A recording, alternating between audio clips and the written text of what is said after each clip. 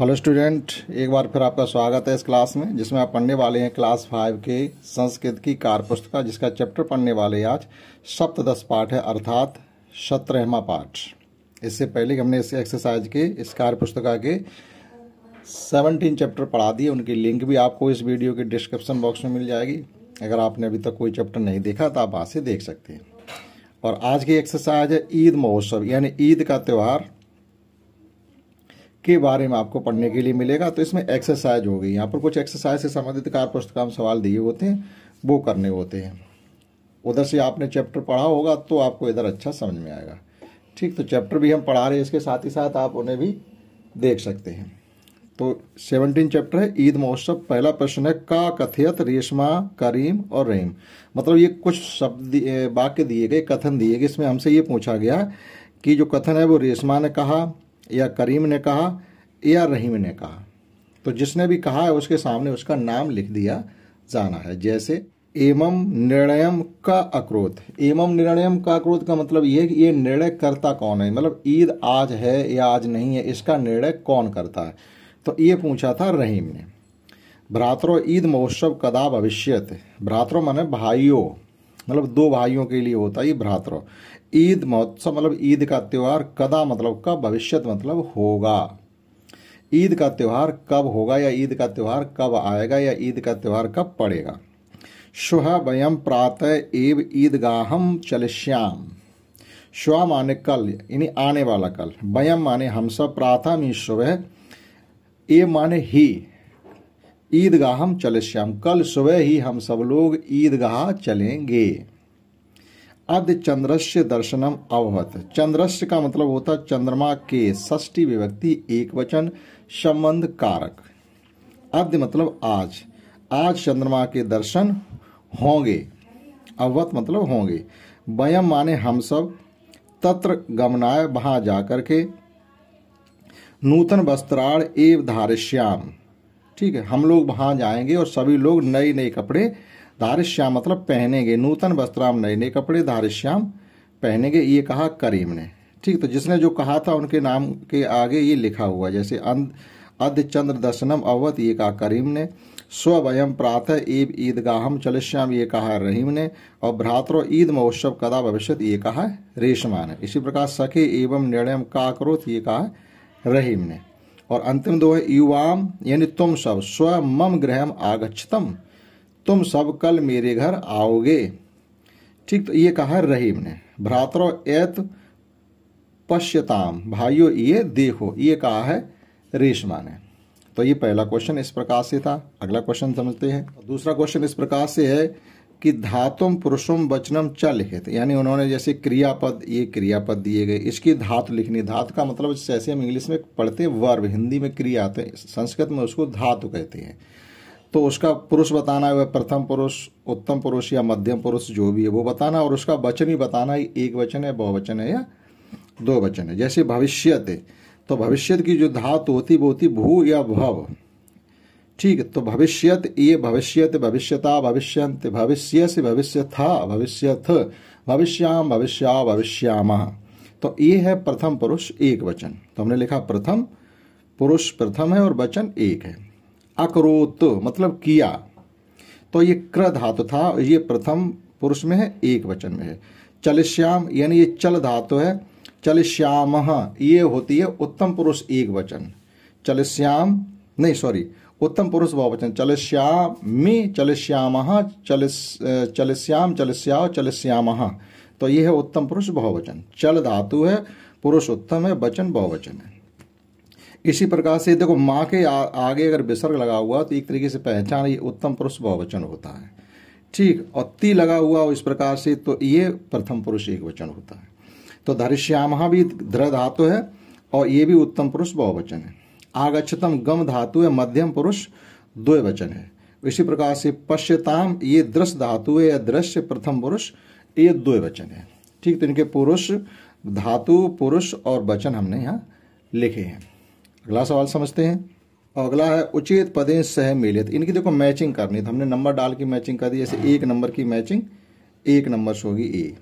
यदा माने जैसे या जब, और तदा माने तब। तो यदा तदा ये अव्य है, स्व माने आने वाला कल और इसकी दो से मैचिंग की है, ठीक है। हृदय लिखी हुई हृदय, तो ये इनके एक तरीके से विपरीत अर्थक भी हो सकते हैं। अश्य और इसका लिखा होगा हमने तस्य, अस्मिन इसका, तस्मिस उसका। 4 में है इत और 5 में 4 का इधर मैच किया तत्, ये है वो है। युवाम और 5 की मैचिंग की आवाम, युवाम तुम सब, आवाम हम सब। मतलब युवाम होता है तुम दोनों, आवाम हम दोनों। यूयम तुम सब होता है और वयम हम सब होता है। अस्माकम हमारा होता है, युष्माकम तुम्हारा होता है। अश्मन, अश्मन ये सप्तमी विभक्ति एक वचन में दिया गया, अश्मन का हो जाएगा तस्मन। तो इस प्रकार से इनकी हम मैचिंग कर सकते हैं। और इस एक्सरसाइज का अंतिम क्वेश्चन, उसकी बात समझते हैं चैप्टर 18। शब्द रूपाणाम विभक्ति वचनम च लिखित। देखो शब्द यहाँ पर दिए गए, आपको उनकी विभक्ति बतानी है और वचन बताने हैं, ठीक है। तो जैसे जना, ये प्रथम विभक्ति होती है और बहुवचन में दिया हुआ होता है, जन जनो जना। रहीम प्रथम विभक्ति है, एक वचन है। चंद्रस्य षष्ठी विभक्ति एक वचन, चंद्रमा का। भ्रातरो प्रथमा विभक्ति द्विवचन में है। एवं द्वितीय विभक्ति एक वचन है। ग्रहम प्रथम विभक्ति एक वचन है। मम षष्ठी विभक्ति एक वचन। इसी प्रकार से उत्सवे, उत्सव में, त्योहार में सप्तमी विभक्ति एक वचन।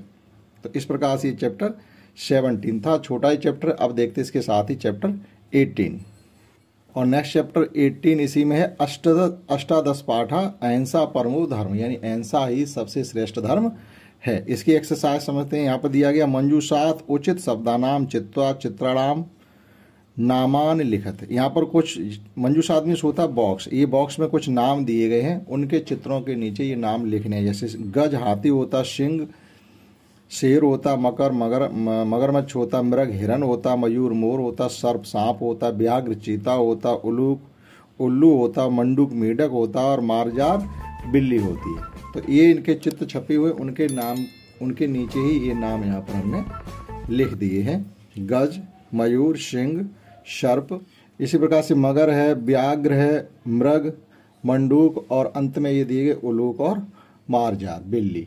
तो इनके नाम बॉक्स से इनके चित्रों के नीचे लिखे गए हैं। अगला सवाल है क्वेश्चन 2 में दिया गया श्लोक आसानम योजिता, ये मिलान करने जो श्लोक दिए गए कविता में, तो आधा इधर लिखा है, आधा इधर मिसमैच करके लिखा गया, तो उसका मिलान करना। नंबर हमने डाल दिए इस प्रकार से, जैसे मारजार नकुलम चा शुकरम, तो इधर लिखेंगे मकरम चा शानुरागम, इसकी मैचिंग इससे हो जाएगी। वर्षा काले इदम काननम, यानी वर्षा में, वर्षा जब आती है तो जंगल में, और इधर पूरा करेंगे हरित तृण परिपूर्णम, खूब हरी भरी घास उग जाती है। अहो अहिंसा परमो धर्मम, अरे अहिंसा तो सर्वश्रेष्ठ धर्म है, तो इसकी मैचिंग करेंगे कथनम चा चेतिस ज्ञातम। इसी प्रकार से अयम भविष्यत निखिले, 4 की मैचिंग करेंगे विश्व मार्गोम विख्यात। बने भवंतु निर्मया सर्वे और अधुना ना कोअप क्रूरम, यानी वन में सभी लोग अब निर्भय रूप से रहिएगा, किसी का कोई किसी को डर नहीं है। सिंहासने स्थिता वानराज आज्ञा पायत श्रृंगालम, श्रृंगालम, तो सिंहासन पर शेर राजा बैठे हुए हैं और वो अपने मंत्री श्रृंगाल को आज्ञा देते हैं आगे बात कहने की। तो इसमें इस प्रकार से इस लोगों की मैचिंग करनी थी। और लास्ट सवाल है इसका, प्रश्नानाम उत्तरायण लिखा, ये प्रश्नों के उत्तर लिखने हैं आपको कि सिंहासने का स्थित, सिंहासने सिंहा स्थित, उत्तर कैसे लिखे जाते हैं, जैसे का लिखा हुआ तो का की जगह ही आप लिख देंगे और शेष शब्द जैसे के तैसे रहेंगे। बानराज कम आज्ञा पयत, बानराज कम आज्ञा पयत, तो बानराज श्रृंगालम आज्ञा पयत, मतलब बानराज ने श्रृंगालम मतलब श्यार को आज्ञा दी। वर्षा काले काननम कै परपूर्णम भवत, मतलब वर्षा में जब वर्षा होती जंगल में क्या चीज परिपूर्ण हो जाती है, तो वो लिखना है हरित तृण, यानी हरी भरी घास हो जाती है। अंतिम 2 क्वेश्चन ये है, व्याघ्र का चूड़म कृत्वा आगच्छत, व्याघ्र बैरम चूड़म कृत्वा आगच्छत, ठीक। तो इसका आंसर का की जगह केवल लिख देंगे बैरम। मल्हार का गायत, यानी मल्हार कौन गाता, तो आपको लिखना मल्हार मंडू का गायत, ये मेढक गाता है। तो इस प्रकार से इन सवालों के हम जवाब भी लिख सकते हैं। तो इस क्लास में हमने आपको चैप्टर 17 और 18 की एक्सरसाइज कराई है। आशा करता हूँ आपने समझी होगी। इस क्लास में इतना ही। That's all. जय हिंद, जय भारत।